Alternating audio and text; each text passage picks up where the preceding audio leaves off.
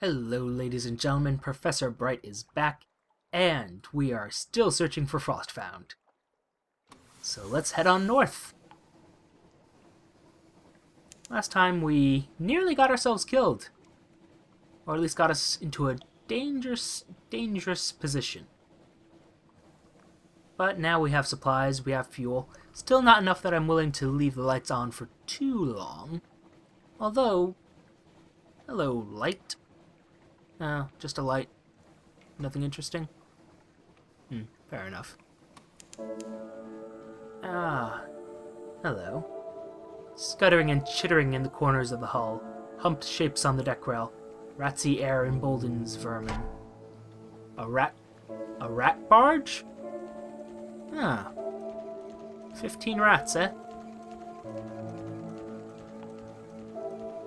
Might be we can take them. Not sure I want to risk it, though.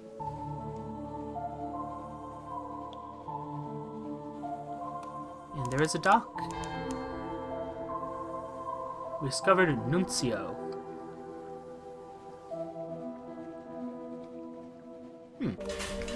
Interesting. Nuncio, do not return, sender. Oh. Taciturn functionaries walk the docks, in the uniforms of postmen. An enormous crowned statue casts a chilling shadow. The shadows gleam with rats' eyes. Their ceaseless chittering rolls like the tide. Assemble a port report. Give them a preliminary overview. You may not be very familiar with the locals yet, but you can provide a preliminary overview. Surface details. There's the statue in the middle of the island. That's hard to miss. There's the way everyone wears a uniform, and the way they call each other by their ranks in the Postal Service. There's the way the port authorities refer to regulations. There's the jargon, the curious habit of referring to any used-up thing as cancelled, as though the whole world were made of stamps. You write about vestigial bureaucracy and about trappings of order retained far from home. Let's go to the tavern. The Inky Blotter, it's called. The sign doesn't look like much. Warmer inside than it looks. Faces turn in your direction, but no one seems surprised to have a new arrival on the island.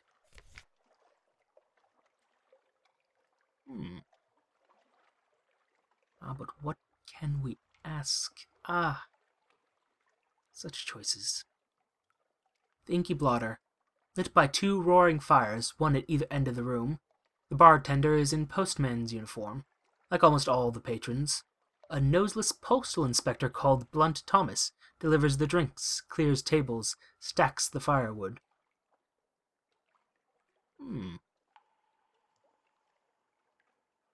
Yeah, why is the local currency rats?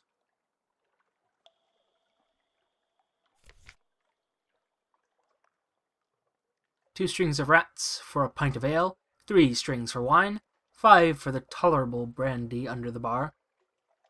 Scarcity's not an issue. The hairless postwoman at the end of the bar smiles mirthlessly, or maybe it's just the lack of eyebrows that does it. Long enough carrying the things around, you get into the habit, she says.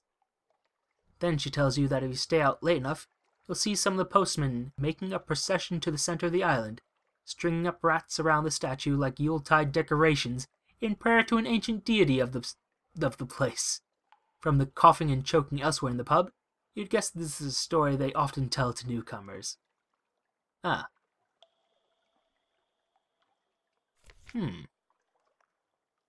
Let's listen in on some tall tales. Fishermen brag about fish that got away. Postmen brag about hard deliveries. Amazing what you get for a penny stamp. Delicate bottles lowered down chimneys on a rope. Do not fold under any circumstance. Letters curled through a narrow slot. Rattling, groaning crates brought back to the same address every day for 22 days running. The windows they pried open, the servants they bribed, the delivery surcharges they paid out of their own salaries just to get rid of one more packet. It's hard to tell which they hate more, the senders of mail or the recipients. Stands to reason, if the message was a welcome one, they'd tell the other fellow in person, reflects the hairless postwoman.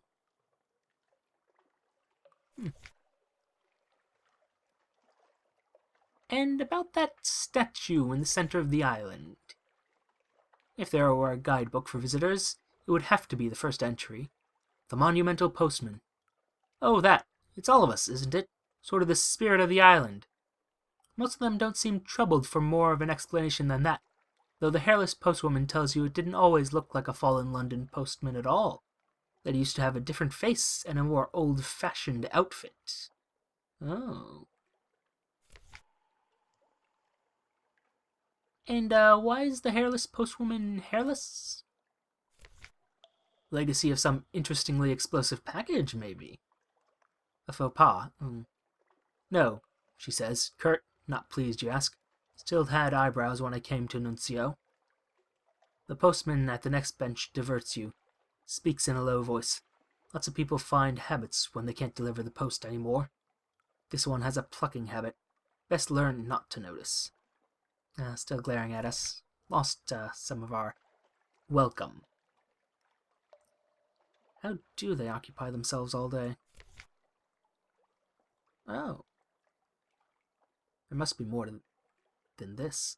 A dead letter office. Big building, center of town, hard to miss. You can work there too if you want. It's not clear whether this is a generous offer or a threat.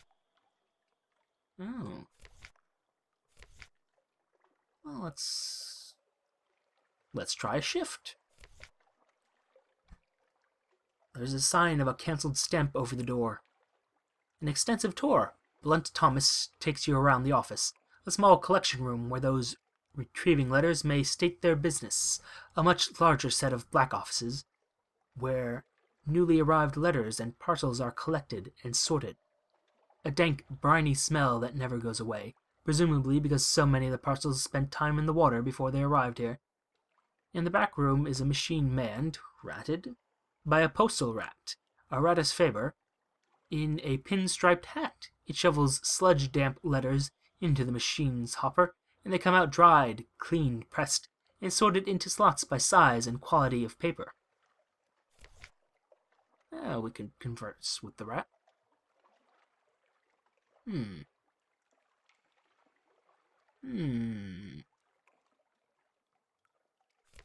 What's he up to?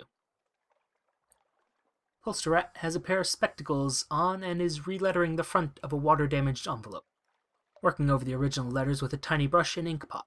The repairs are likely to take most of the afternoon. I like to think of myself as being in the resurrection business, he says, stopping to look at you seriously for a minute. Where circumstances permit, taking the dead letters and making them alive again. Doesn't often work, but when it does, a miracle. I'm accepted by the locals now. Oh.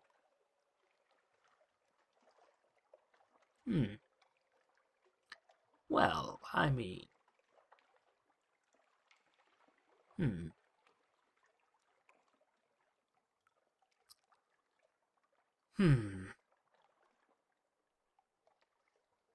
Let's man the collecting. Let's man the collections window. Better chance of meeting people, slightly better. Talk tick. You note down new parcels in a logbook. You study postal regulations from a manual. Explore all the possible postures for sitting on the postman's stool. It's only at the end of the day that a dignified lady arrives. She wears mauve. Mauve? You know, I never know the pronunciation for that color. We'll say mauve. We'll say mauve. Mauve gloves. She wishes to collect a letter on which she refused delivery 22 years ago. She has difficulty meeting your eye, but the letters here, fitted in its proper slot, firm and masculine handwriting, signs of limited education, inexpensive paper, no water damage. She does not read it in front of you. She tucks it into a bag and goes out. An intriguing snippet.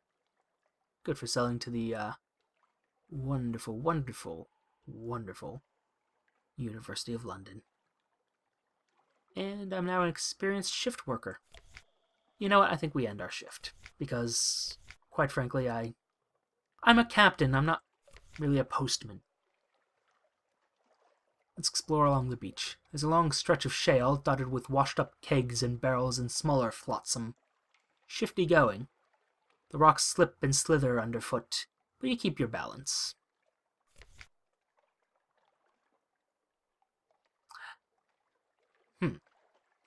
Every lap of the wave drags up some new letter or parcel. The face of the water is dotted with them as far as you can see in this blackness, carried by a powerful current.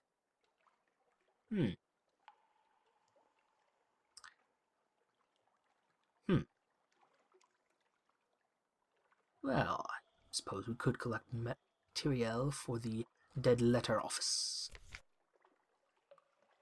That's where all this flotsam belongs, so it can be sorted. It's got a... Hello. It's got a will of its own. You make your way along the shore with a big sack. Many of the envelopes are too damp to read, their addresses permanently lost, but a surprising number are still legible. There are also parcels. Here and there is a crate, a message in a wine bottle, a sealed cask that has bobbed up out of a shipwreck. Your sack ought to get heavy with all these contents, but it pulls upwards and away, straining inland towards the dead letter office like an unmanageable dog.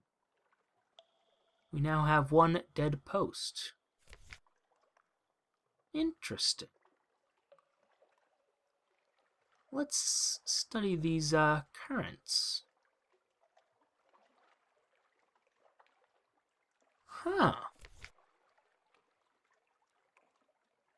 Study the odd currents here. The water that brings flotsam ashore does not follow the usual patterns. Squinting and guesswork is no use. A few hours of exploration, of squinting out to sea and flinging shiny floats into the water, produces no better understanding than before. Pages failed, but that's interesting. So, what I'm seeing is that the beach is some kind of... like all lost packages go to this island, maybe? I'm not sure. You know, I need to leave. I need to leave. I'm too... You know what? Let's go further, maybe. Do some more shift work. Feed those undeliverable letters into the sorting machine.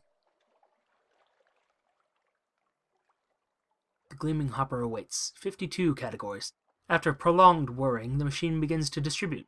7 invitations, edged in gilt, into the correspondence of the aristocracy slot.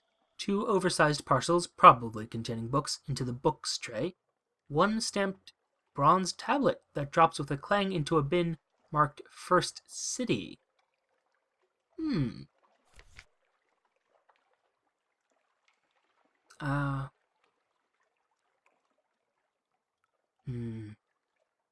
Could ask for a key to the basements.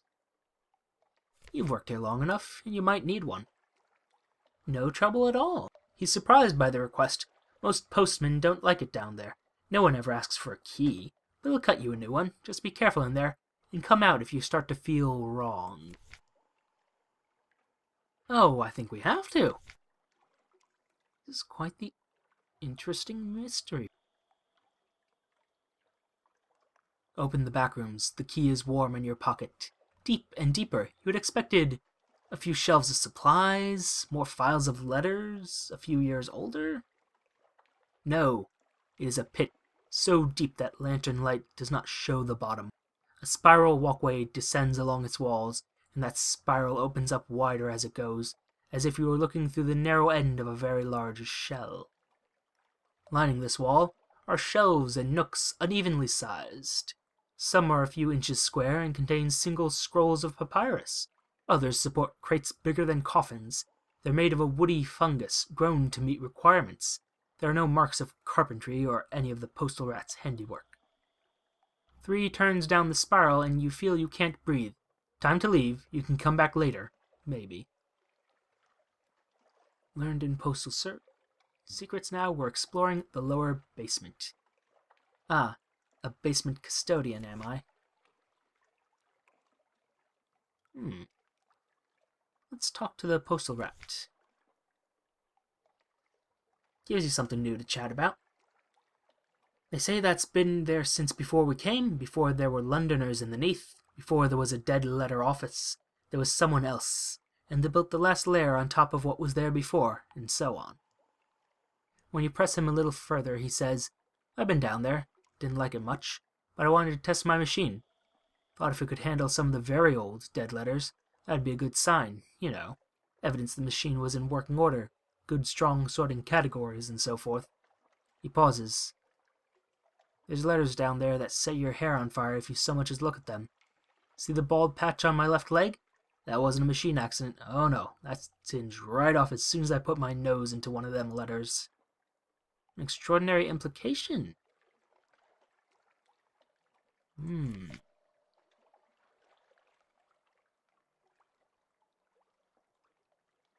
Oh. So, if we bring a flare and 5 candles, we could go deeper into this basement of ours. Oh, I think we have to end it. We'll end it there. Although this is a fascinating island.